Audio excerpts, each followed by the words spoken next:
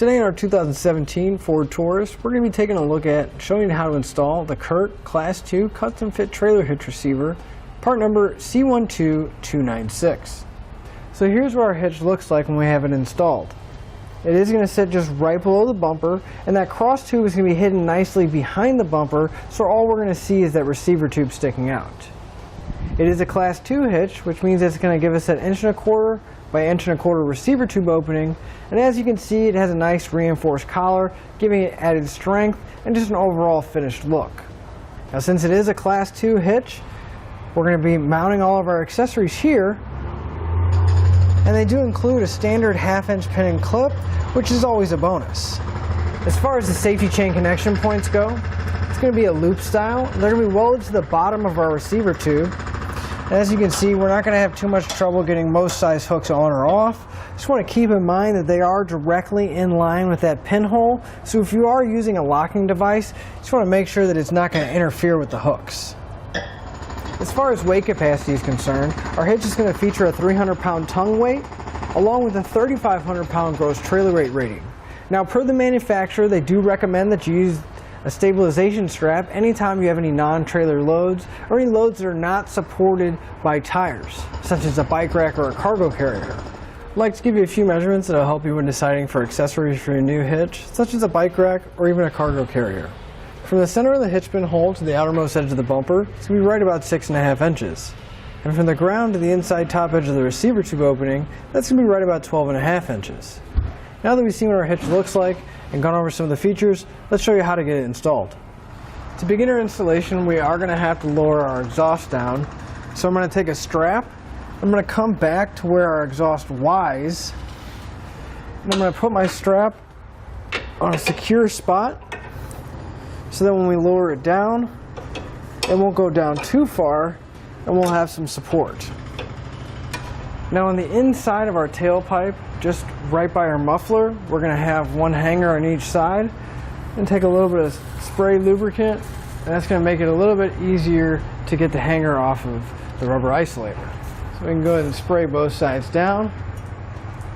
And then also right by where we put our strap, where it lies together, we're going to have another hanger as well.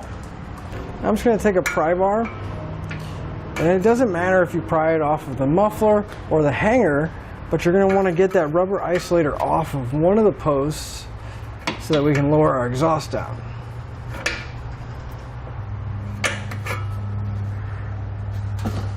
And we'll do that for the other muffler as well. And that last one, go ahead and pry that rubber isolator off as well.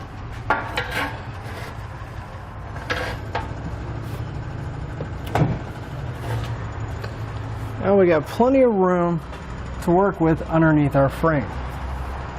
The rubber that we have on each one of our mufflers, regardless if you took it off of the muffler or the hanger, we're going to want to pull it off so that it's completely separate from the vehicle. And we're going to set it aside because we will be reinstalling it.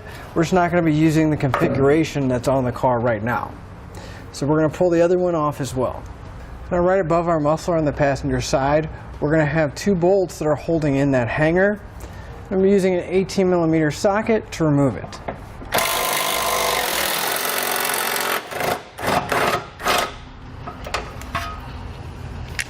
I'm going to pull it down. Now here on the driver's side, we're going to have that same hanger, but the bolts are going to be a 10mm, so we're going to use a 10mm socket to pull them out.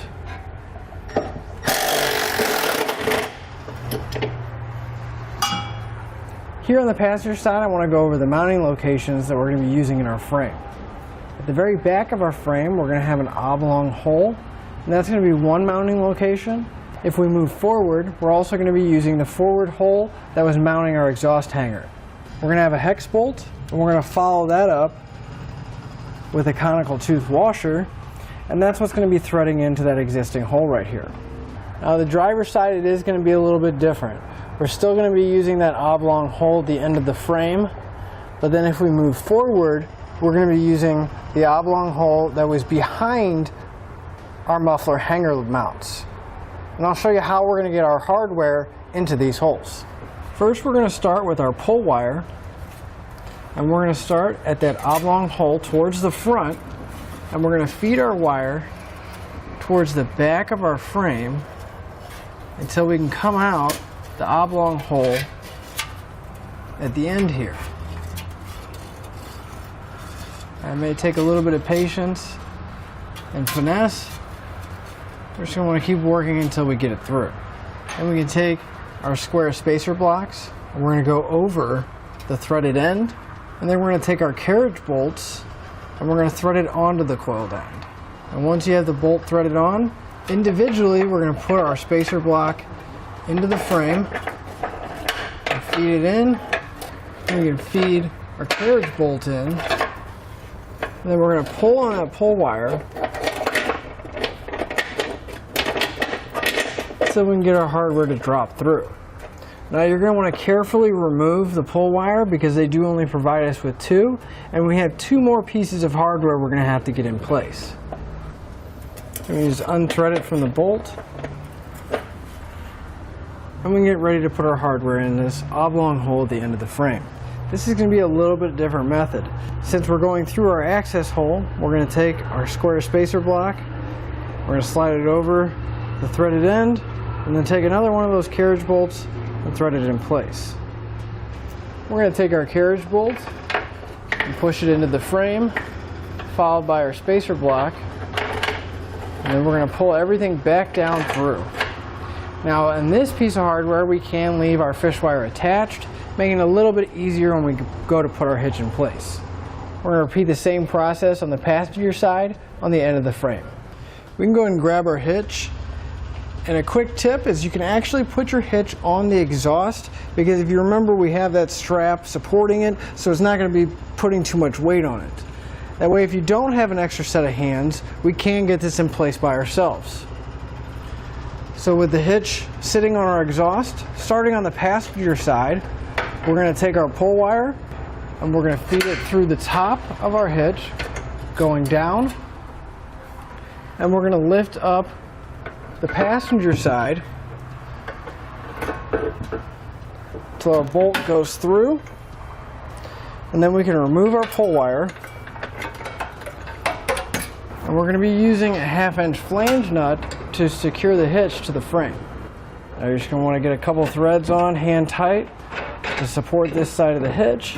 Then we can move over to the driver's side. We're going to do the same thing. Take our pull wire and we're going to feed it down through the top of the hitch. Help us align our bolts. Just want to be very careful over here on the passenger side, on the driver's side, because you don't want your bolts to get pushed back into the frame. Because remember, that one doesn't have a pull wire attached to it anymore. Just want to get a couple threads in place so that it can support it, and then we can work on getting the rest of our hardware in. And for that forward hole on the passenger side, we're going to take that bolt with our conical tooth washer, the teeth facing up towards the hitch, and thread it into place. Come back with a 19mm socket. I'm going to snug up all my hardware.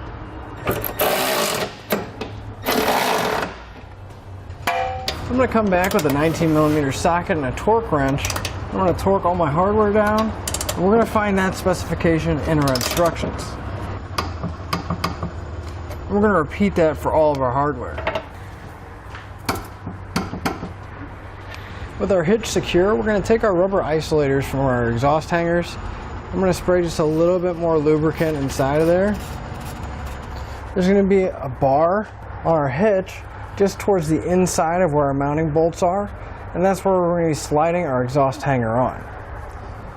That lubricant's just going to make it a little bit easier to get on, and that's going to replace that bracket that we took off. And we'll do that for the other side as well. With our hangers in place, we can lift our exhaust back up and slide it back into place.